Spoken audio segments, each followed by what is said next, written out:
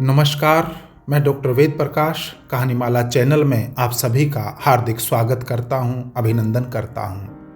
आशा करता हूं आप सभी सपरिवार स्वस्थ होंगे। किसी भी रचनाकार के लिए वह बड़े गौरव की बात होती है कि उसकी रचनाओं के विविध पक्षों को लेकर विविध प्रकार से चर्चा हो, उन रचनाओं के ऊपर समाज जीवन विचार करे। डॉक्टर निशंक का रचना संसार इस विषय से रविवार्य वार्ता एक सीरीज, एक श्रृंखला निरंतर जारी है। इसी श्रृंखला को पिछले दिनों वर्ल्ड बुक ऑफ रिकॉर्ड में दर्ज किया गया और फिर इस श्रृंखला ने दूसरा कीर्तिमान तब स्थापित किया जब हार्वर्ड वर्ल्ड रिकॉर्ड लंदन में यह श्रृंखला दर्ज हुई। डॉक्टर निशंक वास्तव में आज देश और दुनिया के बड़े रचनाकार हैं, उनके साहित्य के विविध पक्ष हैं। कहानीमाला में आज मैं आपके लिए लेकर आया हूं उनकी एक महत्वपूर्ण कहानी, हृदय को छूने वाली कहानी, कफन कर्ज में। यह कहानी हमें कहीं ना कहीं मुंशी प्रेमचंद की याद दिलाती है, कहीं ना कहीं उन साहित्यकारों की याद दिलाती है जिन्होंने अपनी कहानियों के माध्यम से गरीबी के ताने बाने में जीवन बिताने वाले लोगों के जीवन को घड़ा है, जोड़ा है। तो आइए सुनते हैं डॉक्टर रमेश पोखरियाल निशंक की कहानी कफन कर्ज में। सुनते हो, बिटवा का बुखार तो उतरने का नाम नहीं ले रहा है। माथा तो जैसे अंगारा हो रहा है। पैबंद लगी धोती से बेसुध पड़े बच्चे का माथा पोंछती मंजरी चिंताजनक स्वर में बोली। कच्चे फर्श पर बैठा गबरू बच्चे की ओर झुकाया, उसके माथे को स्पर्श किया। माथे पर कुछ और रेखाएं बढ़ गई। पहले से ही इतनी चिंताएं, दुश्चिंताएं थी कि माथे पर स्थायी लकीरें खिंच चुकी थी। अब इनमें बच्चे की बीमारी के पश्चात कौन सी रेखा खींची, यह पहचानना नामुमकिन ही था। कद काठी और सेहत ऐसी कि गबरू नाम सुनते ही व्यंग कसना का रूप लेकर उपस्थित होता प्रतीत होता। अपनी मां से उसने सुना था कि बचपन में उसकी अच्छी सेहत और गोल मटोल काया को देखते हुए ही गबरू नाम दिया था। अब तो यह हाल था कि शरीर की एक एक नस और एक एक हड्डी को गिनने में अधिक मशक्कत करने की जरूरत नहीं थी।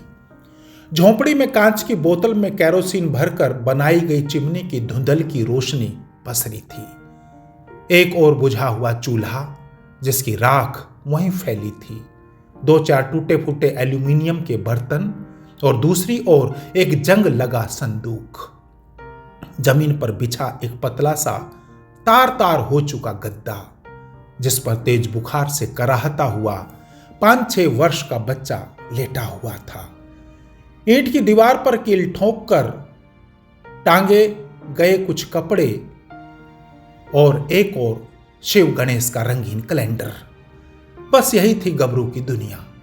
इस बीमार बच्चे के अलावा गबरू के 2 बच्चे और हैं जो इस समय नदी किनारे इस अवैध कच्ची बस्ती में बाहर खेल रहे हैं। वैसे भी इस कोठरी में रहने के बजाय बाहर खुली हवा में रहना ज्यादा अच्छा लगता है। एक नदी का खदान क्षेत्र है यह। यहाँ की मिट्टी सोना उगलती है। करोड़ों की बालू मिट्टी निकाली जाती है इस नदी से। जिसे इस खदान का पट्टा मिल जाए वह माला माल। लेकिन जहां पैसा अधिक हो वहां अपराध भी पनपते हैं। सरेआम गोलियां चलती।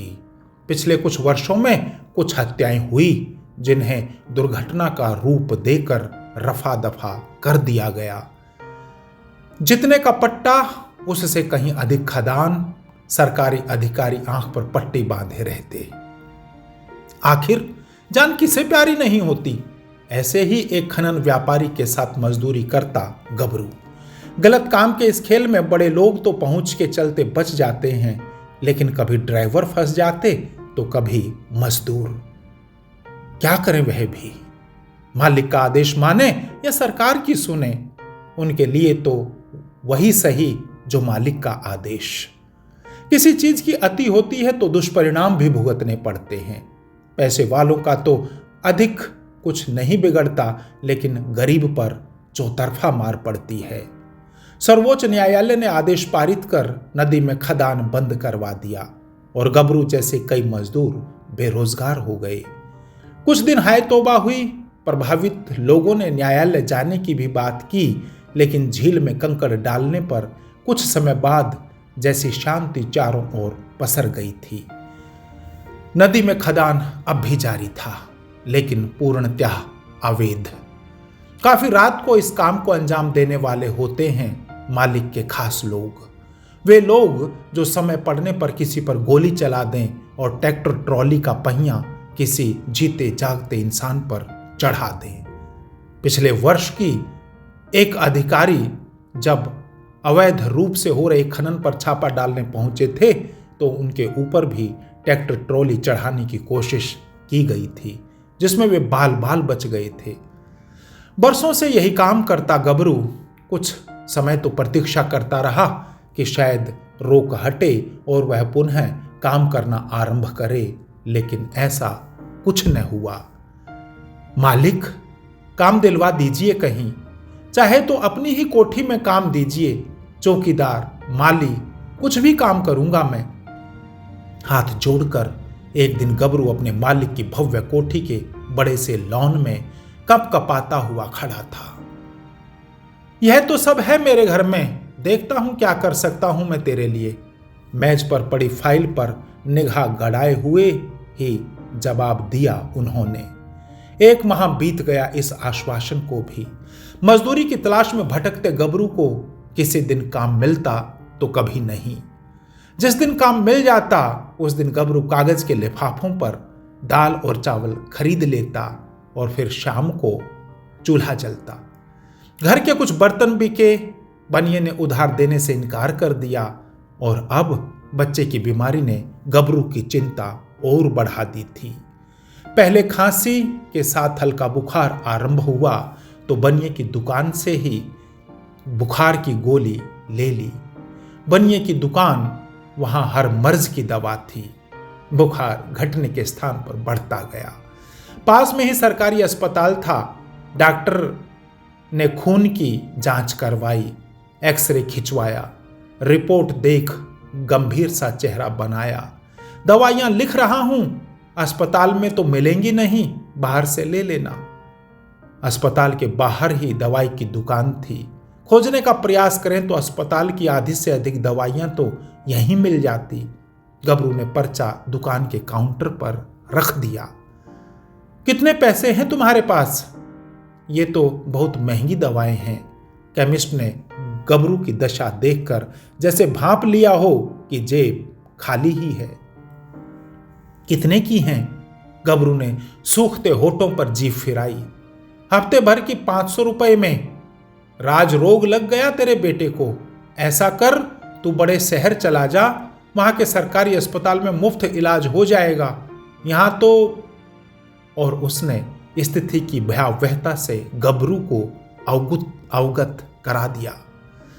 500 रुपए? गबरू का मुंह खुला का खुला रह गया। केमिस्ट ने पर्चा वापस लिया। केमिस्ट से पर्चा वापस लिया, तोड़ मरोड़ कर कमीज की जेब में डाल दिया। बुखार में तड़पते बेटे की तस्वीर आंखों में कौंध गई। हिम्मत कर फिर पर्चा वापस निकाला। भैया, 1 सप्ताह की दवा उधार दे दोगे? भगवान तुम्हारा भला करेगा, मैं कुछ दिन में लौटा दूंगा। पर्चा काउंटर पर रखते हुए कुछ बोलने की हिम्मत जुटाई गबरू ने। केमिस्ट ने उसकी ओर यूं देखा मानो वह कोई अजायब घर से छूटा हुआ प्राणी हो। चेहरे पर उपहास के भाव उभर आए।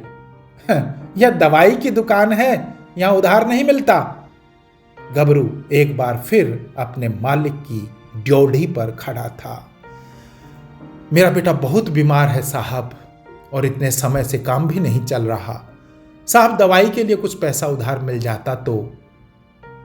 काम नहीं चल रहा तो इसमें मेरी गलती है क्या? जाकर सुप्रीम कोर्ट से लड़, वहीं से मांग पैसे।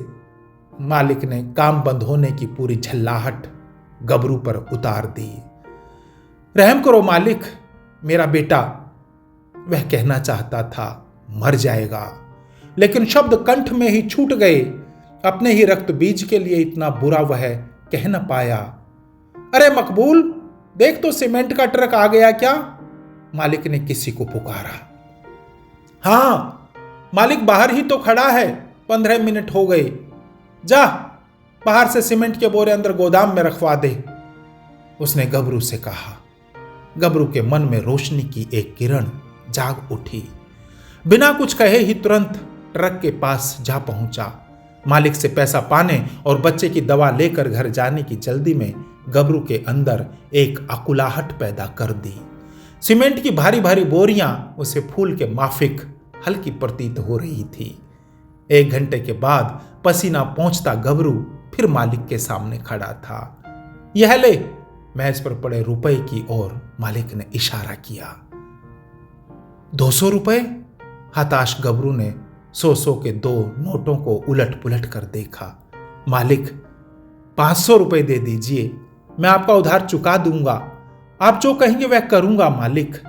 और उसने मालिक के पैर पकड़ लिए। थोड़ी ही देर में उस दिन का 300 रुपए का और कर्ज सिर पर चढ़ा गबरू बच्चे की दवा लेकर घर लौटा। पत्नी बेसब्री से उसकी प्रतीक्षा कर रही थी। दवा का लिफाफा उसके हाथ में देते हुए गबरू ने चैन की सांस ली। तब से 1 माह बीत गया। गबरू को कभी काम मिलता, कभी नहीं। कभी पुराना मालिक काम देता तो गबरू मजदूरी से अधिक नया कर्ज मांग लेता। मालिक का मन ठीक होता तो दे देता, नहीं तो फटकार मिलती। पैसे मिलते तो बच्चे की दवा आ जाती, अन्यथा खाने के भी लाले पड़ जाते। ऐसी अनियमितता और भरपेट भोजन भी न मिलने के कारण बच्चे की बीमारी ठीक नहीं हो पा रही थी। आज फिर वह तीव्र ज्वर से तड़प रहा था। रह रहकर खांसता और उसके साथ 2-4 रक्त के छींटे हवा में बिखर जाते। चिमनी की इस धुंधली रोशनी में लाल रक्त कण कहां बिखरते, यह किसी को दिखाई न देता। अचानक बच्चे ने एक जोर की हिचकी ली और जो छींटे अदृश्य थे वे बड़ा रूप ले स्पष्ट दृष्टिगोचर हुए। गबरू उसे गोद में उठा अस्पताल की ओर दौड़ा। रात के 8 बज चुके थे। इमरजेंसी एक फार्मासिस्ट के हवाले थी। अस्पताल परिसर में ही डॉक्टर का घर था, लेकिन गबरू जैसे महत्वहीन व्यक्ति के लिए वह अपने आराम का त्याग क्यों करता? इंजेक्शन लाना पड़ेगा बाहर से, तभी कुछ किया जा सकता है। फार्मासिस्ट ने बेचारगी से सिर हिलाया। कितने का होगा? 500 से कम का क्या होगा? महंगा है, तभी तो जान बच पाएगी बच्चे की। पत्नी और बच्चे को अस्पताल में छोड़कर मायूस गबरू मालिक के द्वार पर पहुंचा। कोठी के लॉन में किसी पार्टी की तैयारी चल रही थी। मालिक अंदर तैयारियों में व्यस्त थे। मालिक अभी नहीं मिल सकते, उनकी बेटी की सगाई है आज। बाहर ही किसी ने उसे टोक दिया। लेकिन मेरा बच्चा, ईश्वर भला करेगा तुम्हारा। बच्चे के लिए एक बार फिर कुछ बुरा मुंह से न निकला, लेकिन आज ऊपर वाले ने जो करना था वह टल नहीं सकता था। गबरू 2-3 जगह गया, लेकिन कहीं सहायता न मिली। हर स्थान से निराश हताश गबरू रात्रि 10 बजे अस्पताल वापस पहुंचा। तब तक सब समाप्त हो चुका था।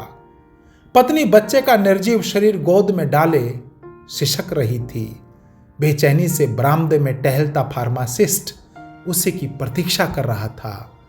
दोनों पति पत्नी देर रात बच्चे का निर्जीव शरीर लिए घर पहुंचे तो घर में इस शरीर को ढांपने के लिए कपड़ा भी न था।